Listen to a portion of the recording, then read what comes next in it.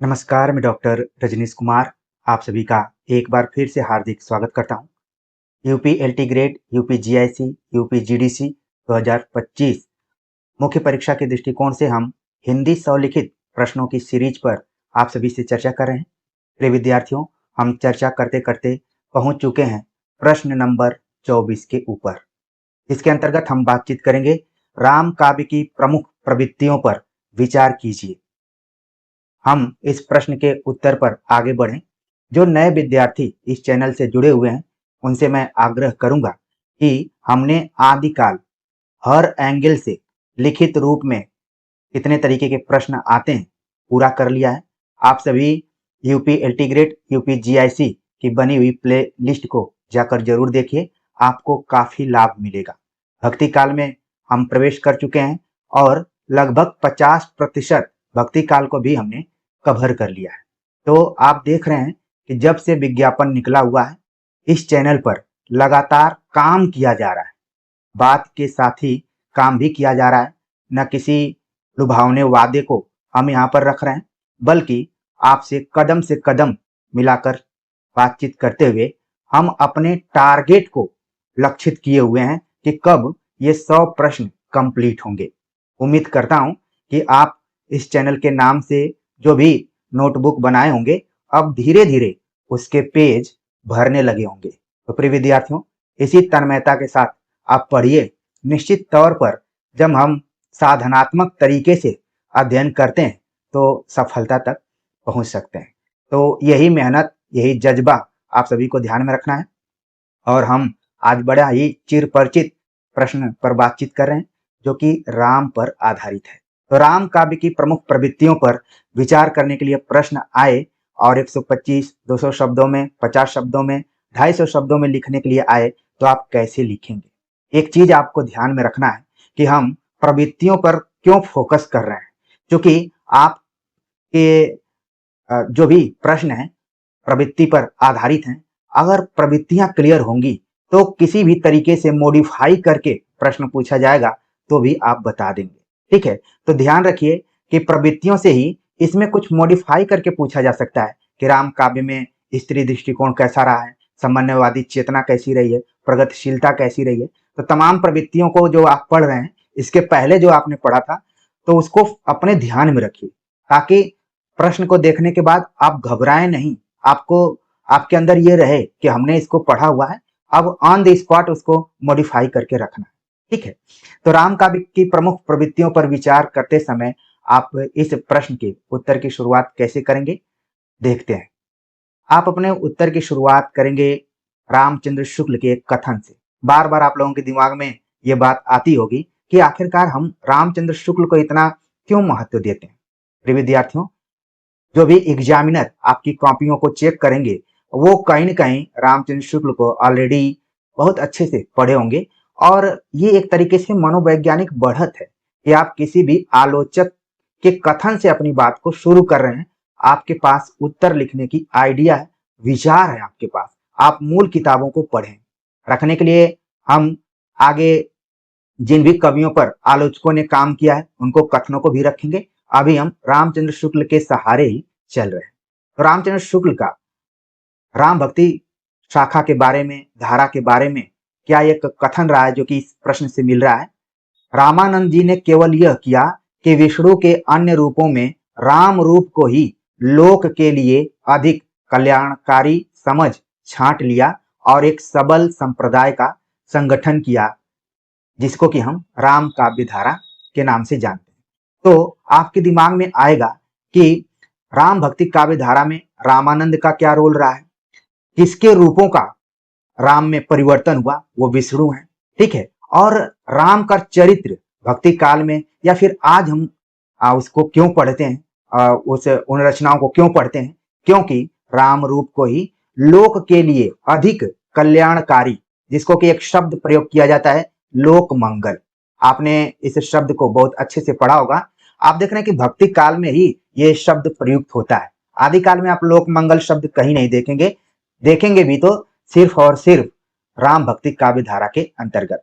तो जो राम रूप को कवियों ने अपनाया वो लोक कल्याण के लिए रखने का प्रयास किया और इसी नाम से एक संप्रदाय संगठित हुआ जिसको कि हम राम भक्ति काव्य धारा शाखा के नाम से जानते हैं। तो ये तो हो गया।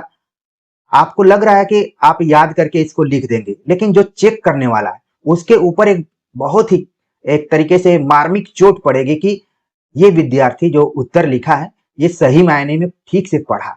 ये कोटेशन ही बहुत कुछ आपके बारे में बता रहा है। आज जिस तरीके से हम कॉपियों को चेक करते हैं तो शुरू के 4-5 पैराग्राफ हम अच्छे से पढ़ते हैं और वहीं से हमें पता चल जाता है कि ये जो विद्यार्थी है जिसकी कॉपी है वो किस लायक है।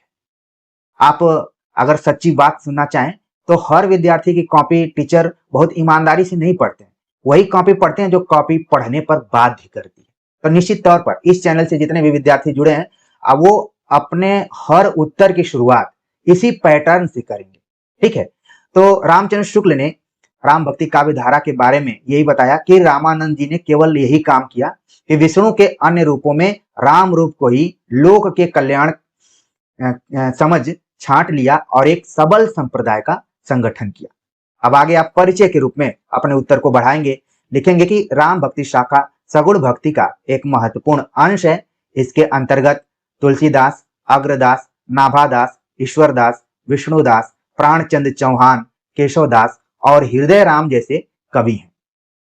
आप देखेंगे कि ऑब्जेक्टिव पैटर्न पर भी सवाल पूछा जाता है कि निम्नलिखित में से कौन राम भक्ति शाखा का कवि नहीं है। तो कम से कम इस प्रश्न के बहाने आपके दिमाग में बैठ जाएगा कि तुलसीदास, अग्रदास, नाभादास, ईश्वरदास, विष्णुदास, प्राणचंद चौहान, केशवदास और हृदय राम जैसे कवि शामिल हैं। जो अभी नए विद्यार्थी होंगे, जो अच्छे से अभी तैयारी में आ रहे होंगे, उनके दिमाग में आ रहा होगा कि आखिरकार केशवदास को तो हम रीतिकाल में पढ़ते थे, ये राम भक्ति काव्य धारा में कैसे शामिल हो गए। तो आपको इसको लेकर बहुत घबराने की बात नहीं है, क्योंकि केशवदास का जो समय रहा है बड़ा ही संक्रमणकालीन रहा है। अगर हम उनकी प्रवृत्तियों के दृष्टिकोण से हम देखते हैं, साहित्यिक रचनाओं के दृष्टिकोण से, तो ज्यादातर 90% जो रचनाएं हैं अब वो रीति काल के प्रवृत्तियों पर आधारित हैं, लेकिन 10% जिसमें कि रामचंद्रिका को आप रख सकते हैं, वो राम भक्ति काव्य धारा के लिए केशवदास को तैयार करती है। तो इतना आपको लिखना है। चूंकि केशवदास को छोड़ना मुश्किल था, नहीं तो हम चाहते तो इनको नहीं लिखते, लेकिन आपको बताना जरूरी है कि अगर राम भक्ति काव्य धारा की बात होगी तो जितना महत्व तुलसीदास का है उतना ही महत्व केशवदास का भी है। और ये संवाद आप अच्छे से जानते भी होंगे कि शुक्ल जी ने तुलसीदास को ज्यादा महत्व दिया और केशवदास को कम महत्व दिया। तो ये चीज आप जानते ही होंगे, क्योंकि आपने 91 वीडियोज के लेक्चर को देख लिया होगा। नहीं देखा होगा तो आप देर कर रहे हैं, निश्चित तौर पर उस प्लेलिस्ट को देखिए। तो राम भक्ति काव्य धारा में कौन कौन से कवि हैं उनको आप यहाँ पर बताते हुए अपने उत्तर को आगे लिखेंगे कि इस शाखा के कवियों ने राम को अवतारी मानकर उनके सगुण रूप की भक्ति की है। इसके पहले भी राम के बारे में चर्चा की जा रही थी कबीर के संदर्भ में। उन्होंने राम को अवतारी पुरुष नहीं माना, उन्होंने राम को एक निर्गुण ब्रह्म के रूप में माना है। तो एक तरीके से आप देख रहे हैं कि जो राम शब्द है निर्गुण कवियों के लिए भी और सगुण कवियों के लिए, दोनों के लिए महत्वपूर्ण रहा है। एक जगह निर्गुण निराकार ब्रह्म के रूप में, दूसरे जगह अवतारी पुरुष के रूप में और सगुण रूप में इनकी भक्ति की गई है। राम भक्ति के विकास में रामानुज और रामानंद जैसे वैष्णव मतावलंबी आचार्यों की अहम भूमिका रही है। आप देखेंगे कि शुरुआत तो रामानुजाचार्य ने की थी, लेकिन रामानंद अपने आकाश धर्मा गुरु के रूप में फेमस हुए, मशहूर हुए। और फिर जिस तरीके से उन्होंने सगुण, निर्गुण, ऊंच नीच सभी तरीके के जो कवि थे अलग अलग वर्ग से जुड़े हुए, सबको अपना शिष्य बनाया और फिर राम भक्ति में सबको लगा दिया, एक तरीके से प्रचार किया। तो यहाँ पर आप बता भी देंगे कि जो राम भक्ति धारा का विकास हुआ है उसमें रामानुज और रामानंद का काफी महत्वपूर्ण रोल रहा है। और अक्सर आप देखेंगे कि ज्यादातर जो भी कवि हुए हैं उनके गुरु के तौर पर रामानंद निर्गुण कवि भी रहे और सगुण भी रहे। आगे अपने उत्तर को लिखेंगे कि राम भक्ति काव्य की प्रमुख विशेषताएं या फिर प्रवृत्तियां। ठीक है, विशेषताएं और प्रवृत्तियों को लेकर आपको कम से कम लिखित परीक्षा तक कंफ्यूज नहीं होना है। हाँ, जब आप नौकरी में आ जाएंगे तो जो सूक्ष्म अंतर है, एक बार हमने प्रवृत्ति और विशेषता को लेकर बतलाया हुआ था कि प्रवृत्ति थोड़ा सा व्यापक है और विशेषता उसी में छोटे छोटे जो लक्षण है, ठीक है, पहचान है, उसी में समाहित है। तो दोनों एक दूसरे से हम कह सकते हैं जैसे मन और शरीर का संबंध है, वैसे ही प्रवृत्ति और विशेषताओं का। तो इसको लेकर बहुत आपको घबराना नहीं। तो राम भक्ति काव्य की प्रमुख विशेषताएं क्या है? सबसे पहली विशेषता यही है कि राम का सगुण रूप। जैसा कि हमने बताया आपको कि संत कवि कबीर ने राम के निर्गुण रूप का महत्व बतलाया था, लेकिन राम भक्ति कवियों ने राम को विष्णु का अवतार मानकर उनके सगुण रूप को प्रस्तुत किया।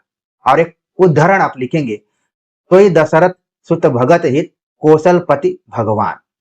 यहाँ पर आप देख रहे हैं कि जिस राम की बात की जा रही है वो दशरथ के पुत्र हैं और भक्तों के कल्याण के लिए उनका अयोध्या में जन्म हुआ।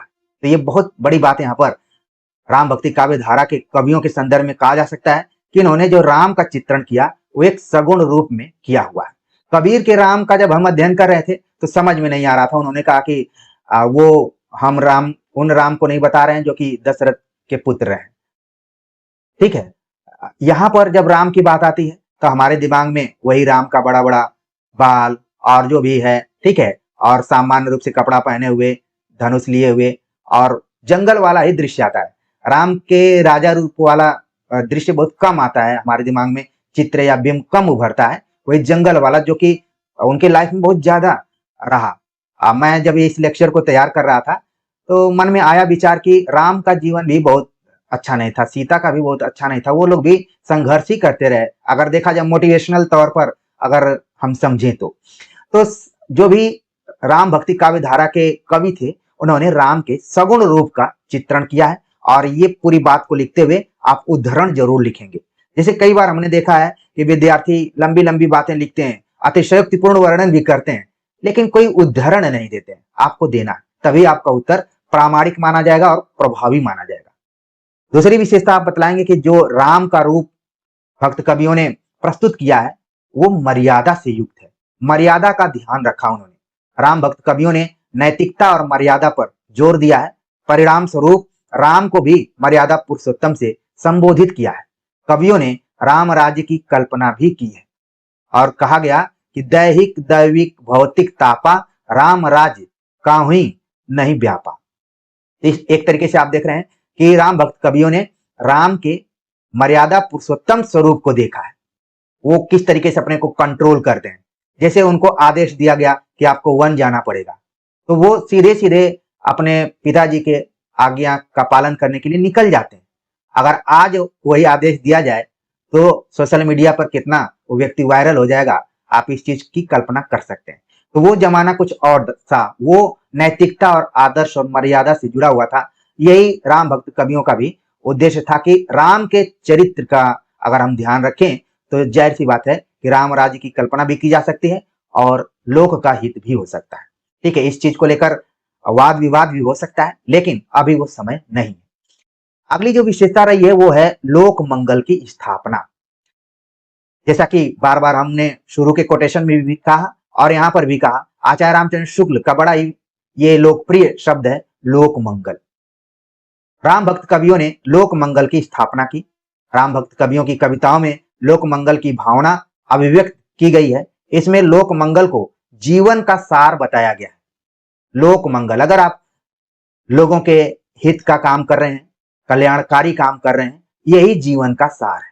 प्रिय विद्यार्थियों, इस चैनल को भी लोक मंगल के दृष्टिकोण से ही आपको देखना है और हमने भी अपने जीवन का सार यही बनाया है कि जो दूर दराज के विद्यार्थी हैं, पिछले बैकग्राउंड के विद्यार्थी हैं, संघर्षरत मेहनत कष्ट परिवारों के विद्यार्थी हैं, जो कुछ अपने जीवन में अच्छे से करना चाहते हैं, हासिल करना चाहते हैं, तो क्यों ना हम लोक मंगल की भावना से काम करें और अपने जीवन का सार इसको समझें। कई बार मैं आप सभी से कहता हूं कि साहित्य हम पढ़ते हैं तो कई बार निराश हो जाते हैं कि क्या करेंगे इसको पढ़ के, लेकिन बहुत सारा काम है अगर आप करना चाहें तो हमने भी बीड़ा उठाया है और ये प्रवृत्ति आपको याद हो जाएगी कि राम भक्ति काव्य धारा में लोक मंगल की स्थापना की गई और उसी को जीवन का सार बताया गया। कहा गया, परहित सरिस धर्म नहीं भाई, पर पीड़ा सम नहीं अधमाई।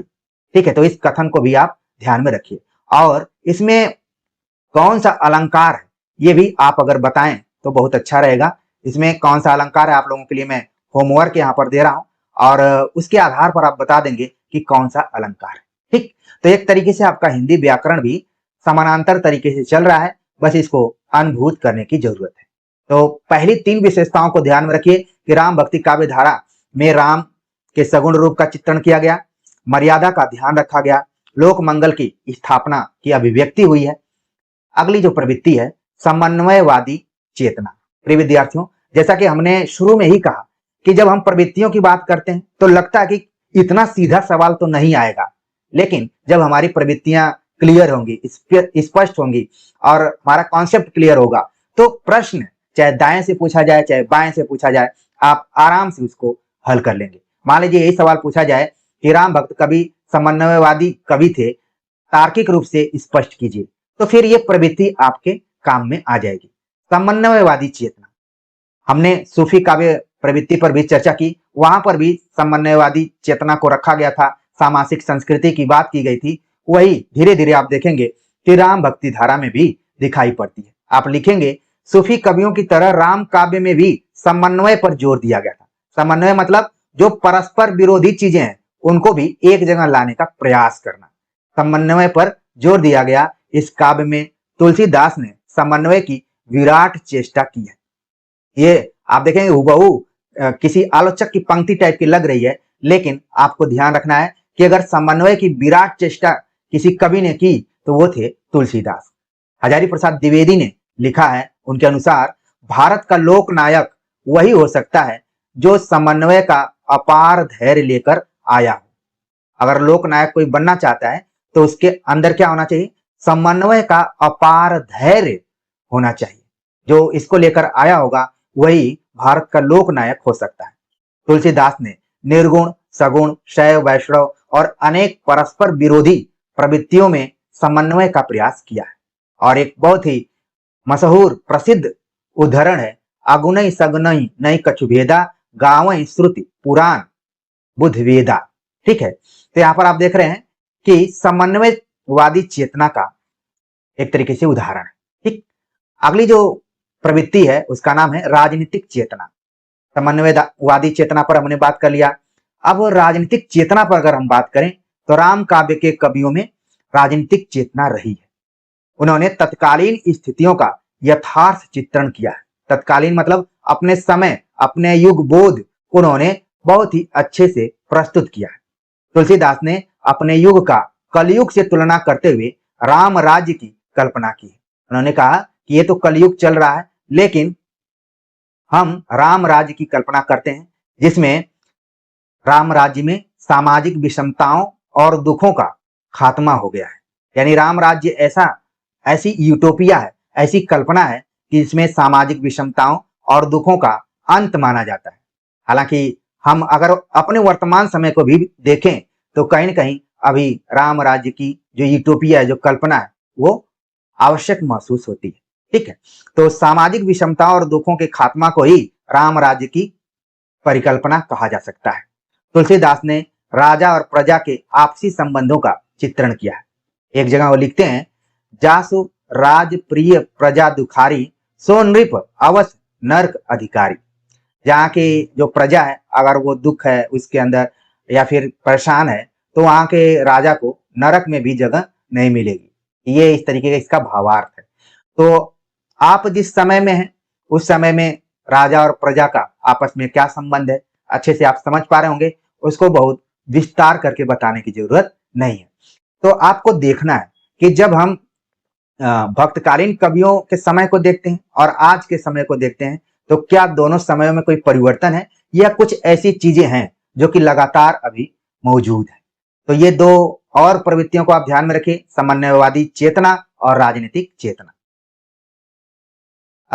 अगली जो प्रवृत्ति है वो है आर्थिक समस्याओं का चित्रण। ठीक है, आर्थिक समस्याओं का चित्रण यानी कि ये 6वीं विशेषता के रूप में, प्रवृत्ति के रूप में। राम काव्य के कवियों का ध्यान तत्कालीन आर्थिक स्थिति की तरफ भी गया। उन्होंने समाज में व्याप्त आर्थिक समस्याओं का चित्रण साफ गोई से किया है। आप देखेंगे कि ज्यादातर जो इन लोगों का समय रहा है, अकबर के समकालीन ज्यादातर कवि रहे। ठीक है, उसमें तुलसीदास को आप केंद्रीय मानकर चलिए। तो और जितना भी आप कोटेशन देख रहे हैं, कहीं ना कहीं तुलसीदास के कोटेशन को हमने ज्यादा लिया। इससे एक फायदा आपको ये होगा कि ऑन द स्पॉट अगर तुलसीदास से रिलेटेड प्रश्न आ जाएगा तो इसी प्रश्न के उत्तर का आप सहयोग वहां ले सकते हैं। केवल चेंज करना है, राम काव्य के स्थान पे तुलसीदास जी का नाम रखना है। इसी तरीके से सूफी कवियों की जब हम बात किए थे तो उसको ध्यान में रखेंगे तो जायसी को पूरा आप कवर कर लेंगे। संत कवियों की बात किया था तो कबीर को आप कवर कर लेंगे। इसी तरीके से सूर को भी हम जब पढ़ाएंगे तो आप कवर कर लेंगे। इसलिए प्रवृत्तियों का पढ़ना बहुत ज्यादा जरूरी है। ठीक है, तो राम काव्य के कवियों का ध्यान तत्कालीन आर्थिक समस्याओं की तरफ गया। उन्होंने बहुत ही साफ गोई यानी कि यथार्थपरक चित्रण किया और बड़ा ही प्रसिद्ध उदाहरण यहाँ पर है, खेती न किसान को भिखारी को न भीख बली, बनिक को बनिज न चाकर को चाकरी, जीविका विहीन लोग सिद्धिमान सोच बस, कहें एक एकन सो कहाँ जाई का करी। ठीक है, यहाँ पर ये 2 बार हो गया है। ठीक, इसको आपको कट कर देना है। कई बार टाइपिंग में ध्यान नहीं जाता है लेकिन ध्यान रखना है। ठीक है, खेती न किसान को भिखारी को न भीख बली, बनिक को बनिज न चाकर को चाकरी, जीविका विहीन लोग सिद्धिमान सोच बस, कहे एक एकन सो कहाँ जाई का करी। ऐसा लग रहा है कि हम आज की बात कर रहे हैं। जिस तरीके से गरीबी, बेरोजगारी, तमाम समस्याएं मौजूद हैं, ये समस्याएं भक्ति काल में भी थी। आर्थिक समस्याओं का चित्रण जिस तरीके से तुलसीदास इत्यादि ने किया है उसको आप देख सकते हैं। बहुत ही साफगोई से उन्होंने अपनी बात को रखा हुआ है। अगली जो विशेषता है वो है वर्ण व्यवस्था का समर्थन। हो सकता है कि इसको लेकर सवाल भी उठ सकता है और उठना भी चाहिए, क्योंकि उस समय लोकतंत्र नहीं था, राजतंत्र हुआ करता था। आज हम सब लोकतंत्र में जीवित हैं, लेकिन एक खास प्रवृत्ति रही भक्तिकालीन कवियों में, खासतौर से राम काव्य धारा के अंतर्गत, कि वर्ण व्यवस्था का समर्थन किया। हालांकि आप देखेंगे आदिकाल के जो भी कवि थे, सिद्ध, नाथ, जैन, उन लोगों ने इसका विरोध किया था, लेकिन राम काव्य धारा में जितने भी कवि थे उन्होंने इसका समर्थन किया। इस शाखा के कवियों ने समाज के संगठन और संतुलन के लिए वर्ण व्यवस्था का होना आवश्यक माना। और ऐसा लगता है हाल फिलहाल में कुछ घटनाएं कथावाचकों को लेकर हुई थी। ऐसा लगता है कि जितने भी ये घटनाओं को अंजाम देने वाले लोग थे वो कहीं न कहीं इसी प्रवृत्ति से, इसी विचार से प्रभावित थे कि समाज के संगठन और संतुलन के लिए वर्ण व्यवस्था का होना आवश्यक है। लेकिन तुलसीदास ने अपनी रचनाओं में शबरी, निषाद और अन्य अवर्णों के बीच मित्रता का भाव भी दिखाया है। राम राज्य की तरह ही उन्होंने आदर्श वर्ण व्यवस्था की कल्पना की थी। जैसे राम राज्य उनके लिए यूटोपिया रहा, उसी तरीके से आदर्श वर्ण व्यवस्था के बारे में भी वो सोचते थे कि वर्ण व्यवस्था रहे लेकिन अब वो उसमें थोड़ा सा लचीलापन भी रहे और इस तरीके से न रहे कि एकदम से भेदभाव रहे, आदर्श टाइप की रहे। और जैसा कि आप जानते हैं कि आदर्श की केवल कल्पना की जा सकती है, प्राप्ति नहीं की जा सकती है। तो ये चीज यहाँ पर तुलसीदास ने माना इसको और कहा भी, पूजिए विप्र सकल गुणहीना, शूद्र न गुण गण ज्ञान प्रवीणा। तो आप देख रहे हैं यहाँ पर कि इस कोटेशन को ध्यान में रख लीजिए। और वर्ण व्यवस्था का समर्थन किया था राम भक्त कवियों ने। एक पॉइंट जरूर ध्यान में रखिए, क्योंकि इसके पहले जो थे जैसे कि कबीर नहीं मानते थे और क्या नाम है, सिद्धनाथ कवि, ये सब भी नहीं मानते थे, लेकिन अचानक आप देखेंगे राम काव्य धारा में इस पर काफी जोर दिया गया। ठीक, अगली जो इसकी विशेषता है वो है नारी के प्रति दृष्टिकोण। नारी के प्रति दृष्टिकोण स्त्रियों को लेकर आदिकाल से ही हम चर्चा कर रहे हैं कि क्या क्या दृष्टिकोण रहा। बहुत अच्छा दृष्टिकोण नहीं रहा। वैसे ही ये भी चीजें आगे बढ़ती रही। राम काव्य क्या पूरे मध्यकाल का नारी के प्रति दृष्टिकोण संकुचित रहा। जो बदलाव होना चाहिए था वो उसमें बदलाव नहीं हुआ। ठीक है, संकुचित ही रहा। तुलसीदास की कुछ पंक्तियों को लेकर आज भी बहस हो जाती है। तुलसीदास नारी के प्रति दृष्टिकोण को लेकर असमंजस में, कहीं पारंपरिक हैं तो कहीं आधुनिक हैं। जैसे जो उनके लिए काफी बहस वाली पंक्ति रही, ढोल गवार शूद्र पशु नारी, सकल ताड़ना के अधिकारी। ठीक है, इस चीज को पढ़ने के लिए आप एक पुस्तक पढ़ेंगे, परंपरा का मूल्यांकन। रामविलास शर्मा की एक पुस्तक है। उस पुस्तक को समय निकालकर अगर आप पढ़ना चाहते हैं तो उन्होंने इसमें तुलसीदास और उनकी कविताओं का मूल्यांकन किया हुआ है। ठीक है, तो इस किताब को आप जरूर समय निकालकर पढ़िएगा जब मौका मिलेगा। तो ढोल गवार शूद्र पशु नारी, सकल ताड़ना के अधिकारी, ये ताड़ना शब्द को लेकर काफी डिबेट हुआ है कि इसका मतलब क्या है। लेकिन इस पंक्ति को लेकर कभी कभी आप देखते हैं कि बहुत ज्यादा वाद विवाद हो जाता है, ठीक है। खास तौर से जो राजनेताओं के माध्यम से सोशल मीडिया पर आपने देखा होगा, ठीक है।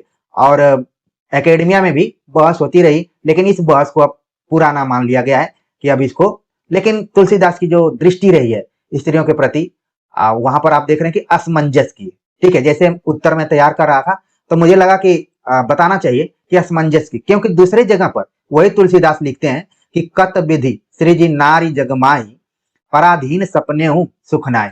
अगर स्त्री पराधीन है, बेड़ियों में जकड़ी हुई है, गुलामी या दास्ता झेल रही है, तो भी मान कर ये चलिए कि जो हम सपना देख रहे हैं वो सार्थक नहीं हो सकता।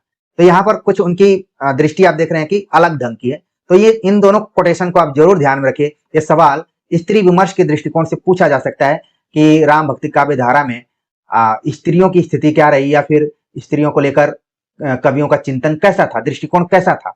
तो जाहिर सी बात है कि इन्हीं पंक्तियों के आधार पर आप अपने उत्तरों को लिखेंगे, ठीक।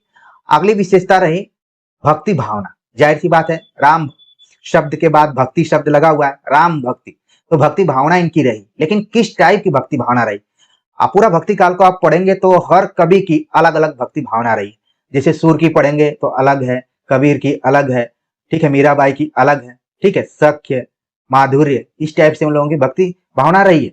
लेकिन राम भक्ति काव्य धारा में आप देखेंगे कि जो उस समय नवधा भक्ति का महत्व था, उसी को आधार बनाते हुए राम भक्त कवियों ने दास से भक्ति को माध्यम बनाया। मर्यादा पुरुषोत्तम राम के प्रति प्रेम और श्रद्धा को दासता की भावना से प्रकट किया गया कि हम दास हैं, आप हमारे स्वामी हैं, इस टाइप से। आगे चलकर कुछ कवियों ने माधुर्य भाव व सखी भाव को मिश्रित कर दिया, जिसमें राम की तिरछी चितवन और बाकी अदा के गीत गाए जाने लगे। देखिए, ये जो लाइन हमने जोड़ी है, ये लाइन आपको बहुत कम जगह नोट्स में मिलेगी, क्योंकि हमने आचार्य रामचंद्र शुक्ल पर विस्तार से अध्ययन किया और आप सभी को कराया भी। तो उत्तर तैयार करते समय हमें लगा कि ये चीज बतानी चाहिए कि राम भक्ति काव्य धारा में जो भक्ति भावना थी वो दास्य भक्ति भावना थी, लेकिन आगे चलकर इसमें भी मिलावट आ गई। हो सकता है कि इसी के बाद जो रीति काल की शुरुआत होती है, ठीक है, वो धीरे धीरे उस समय के कवियों को प्रभावित कर रही थी। आप ये होमवर्क के तौर पर बताएंगे कि वो कौन सी धारा थी या फिर संप्रदाय था जो कि राम की तिरछी चितवन और बाकी अदा के गीत गाया करते थे। एकदम आप देखेंगे लास्ट में दिया गया है, ठीक है, जिसमें कि रामचरण दास के बाद इसके बाद पूरा बताया गया है, ठीक है। वहां पर आप देखेंगे इस उत्तर का जवाब मैं इंतजार करूंगा कि आप लोग बताएंगे, ठीक है। तो इसमें भी मिलावट आ गई। कहने का मतलब यह है कि जिस मर्यादा और नैतिकता की बात हम पहले की प्रवृत्ति में कर रहे थे, यहाँ धीरे धीरे राम को भी उसी तरीके से एंजॉयमेंट या फिर लोक रंजक के रूप में देखने का प्रयास किया गया। हालांकि राम को लोक मंगल या फिर लोक हितकारी चरित्र के रूप में देखा गया। तो यहाँ पर कुछ कुछ मिलावट भी आई, इस चीज को भी आपको ध्यान में रखना है। तो उम्मीद है कि आप चीजों को समझ रहे होंगे कि कैसे कैसे साहित्य के प्रवृत्तियों में चेंजिंग परिवर्तन भी आता रहा है, ठीक है। तो ये एक तरीके से एकेडमिक है, तो हमारी कोशिश रहती है कि थोड़ा सा एकेडमिया के दृष्टिकोण से भी बताऊं। सही मायने में मैं आप सभी को 10% ही बता पाता हूँ। ये समय को ध्यान में रखते हुए कि आप लोग उबने लगेगा कि क्या हम लेक्चर सुनने आए थे कि उत्तर देखने आए थे। थोड़ा सा स्पेस आप देंगे तो और हम विस्तार से चीजों को बता सकते हैं, लेकिन उत्तर के दृष्टिकोण से इतना काफी है, हमने संकेत कर दिया। चूंकि आप इंटरव्यू इत्यादि में जाएंगे तो आपसे पूछा जा सकता है ये दास से भक्ति है, लेकिन अन्य कुछ कवियों ने मिश्रण भी किया हुआ है, आप इसको कैसे देखते हैं। तो ये जो हमने आप सभी को बात बताई है, इससे आपको एक आइडिया मिलेगा कि हाँ, फला जगह हमने पढ़ा था कि ये बात है।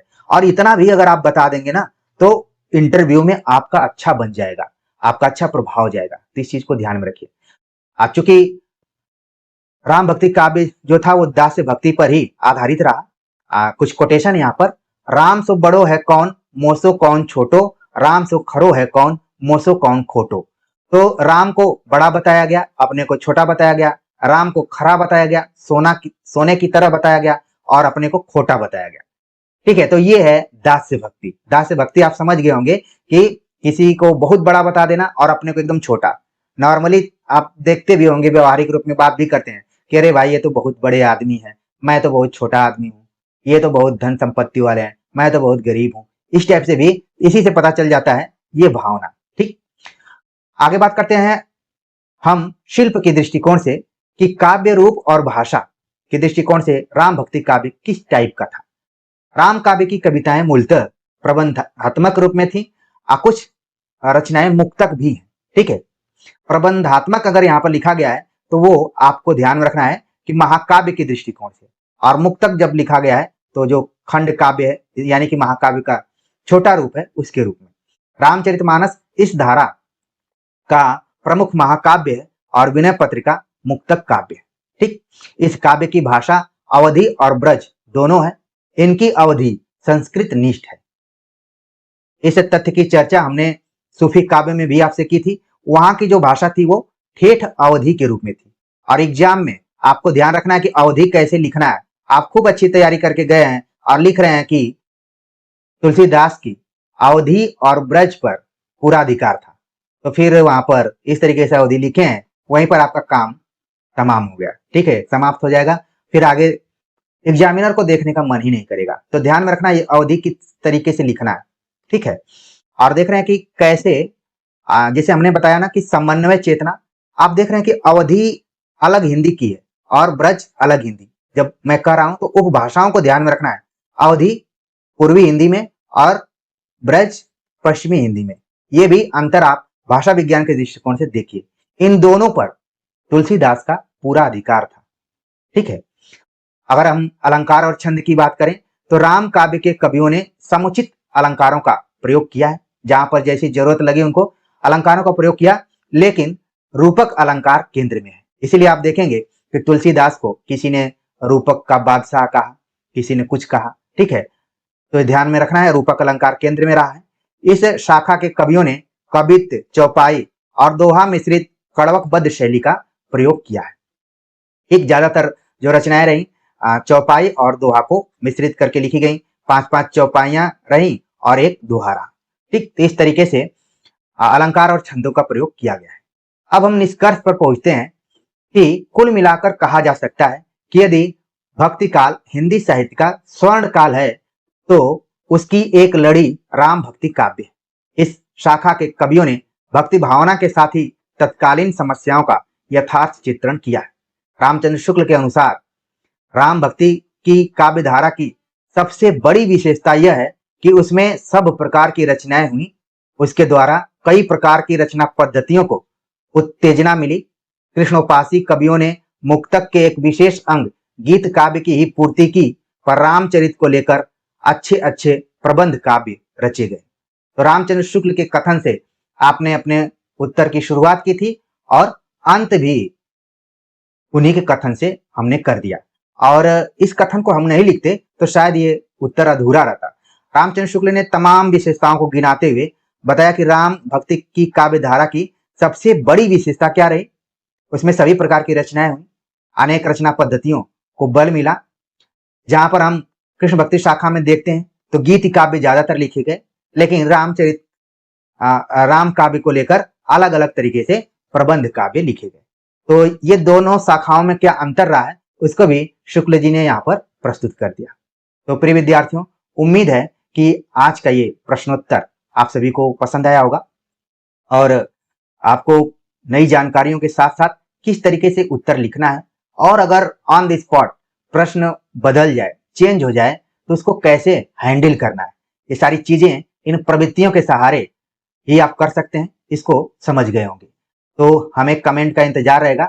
आप लोग लगातार वीडियोज को देखते हुए नोट्स को बनाइए और टेलीग्राम में पर्सनली भेजिए, या फिर व्हाट्सएप नंबर आपके पास हो, हमने कई जगहों पर बताया हुआ है, वहां से नंबर लेकर आप जरूर पर्सनली भेजिए, ग्रुप में मत भेजिए, नहीं तो आपकी मेहनत का फायदा कोई और भी उठा सकता है। तो अपना अपना बनाइए, क्योंकि मैं बार बार ये चीज को कहता हूं कि अपनी क्षमता को पहचानिए। आप जब एग्जाम देने जाएंगे तो अकेले रहेंगे और अकेले ही आपको पूरा उत्तर लिखना है और परफॉर्मेंस देना है। एक तरीके से वो आपका परफॉर्मेंस है। अच्छा परफॉर्मेंस होगा तो आप सफलता के नजदीक पहुंचेंगे, और थोड़ा सा अगर आपने कुछ वहां पर कमी रखी या फिर ध्यान नहीं दिया तो थोड़ा बहुत पॉइंट से दूर भी हो सकते हैं। तो अभी समय है, और समय रहते ही हम 100 की बात किए थे और पहुंच गए हैं लगभग 25% तो कंप्लीट ही कर दिए। ठीक है, तो समय रहते पूरा कंप्लीट हो जाएगा। तेजी से कैसे तैयारी किया जाए, जिसको हम क्या बोल सकते हैं, फायर टाइप का कुछ हम सीरीज लेकर आएंगे, जिसमें हेडिंग वाइज आपसे चर्चा करेंगे कि इसमें क्या लिखना है, इसमें क्या लिखना है, इस टाइप से। ठीक, तो मिलते हैं एक नए टॉपिक के साथ, तब तक के लिए नमस्कार।